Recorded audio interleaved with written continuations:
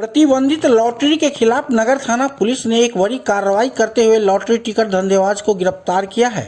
Police ने गुप्त सूचना के आधार पर छापेमारी कर महथा सागर भहुआरा निवासी रवि कुमार को भारी मात्रा में लॉटरी टिकट के साथ रंगे हाथों गिरफ्तार किया है। टाउन एसएचओ मनोज कुमार के नेतृत्व में पुलिस टीम ने रवि कुमार के आवास पर अचानक दबिश दी। तलाशी के दौरान पुलिस ने धंधेबाज के पास से कुल 11,825 अवैध लॉटरी टिकट बरामद किए हैं। पुलिस के अनुसार आरोपी काफी समय से गुपचुप तरीके से इस गैर कानूनी व्यापार को अंजाम दे रहा था। क्षेत्र के युवाओं और भोले भाले लोगों को आर्थिक नुकसान पहुंचा रहा था। मामले की पुष्टि करते हुए एसएचओ ने बताया कि आरोपी रवि कुमार के खिलाफ नगर थाना में मामला दर्ज कर लिया गया है। आवश्यक पूछताछ और कानूनी औपचारिकताएं पूरी करने के बाद सोमवार को आरोपी को न्यायिक हिरासत में भेज दिया गया है।